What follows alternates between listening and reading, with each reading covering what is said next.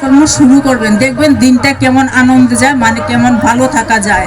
তো এগুলো যদি আমরা যজন যজন ইষ্টভীতি ঠিকভাবে পালন না করি, কেউই সুখে থাকতে পারবো না। কেননা এই যে ঘোর কলির যুগে এত সমস্যা নিয়ে মানুষ অসুখ বিসুখ প্রতি ঘরে ঘরে ডাক্তারকে পয়সা দিতে দিতে মানে এক এক পরিবারে মানে নিঃস্ব হয়ে যাচ্ছে, এমনও আছে কিছু।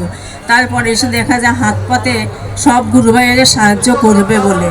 তো যাদের যতটুকু সম্ভব সাহায্য করা হয়, একমাত্র কারণ ঠাকুরকে যে মানে মন প্রাণ দিয়ে ভালোবাসা, একদম ইষ্ট টাইমে যে ইষ্টি চলন, সেই চলনে যদি যত না থাকে তাহলে কেউ কারো সমাধান দিতে পারে না।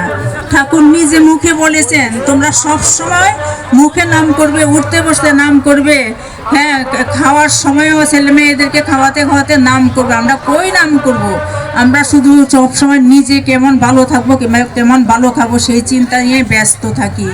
তো এগুলোর মধ্য দিয়ে আমরা সংসার মধ্যে কাটিয়ে দেই ঠিকই, কিন্তু যখন ঠাকুরকে একটু ডাকতে পারি তখন মনে অনেক ভালো লাগে, শান্তি পাওয়া যায়, এবং পরিবার পরিজনের এবং আশেপাশে যাকে দেখি তখন সবাইকে ভালো লাগে।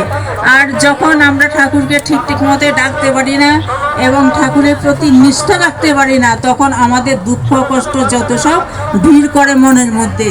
তো এগুলোর মধ্যে একমাত্র তাড়ানোর উদ্দেশ্য আর হলো গিয়ে ওষুধ হলো গিয়ে ঠাকুরের নাম করা, বীজ মন্ত্রটা সবসময় মনে মনে জপতে হবে। এই জপের মধ্য দিয়ে ঠাকুরকে এই যে ডাকা, এর মধ্যে দিয়ে যে কত ফল আমাদের কত গ্রহ কাটে সেটা বলে বোঝাতে পারবো না।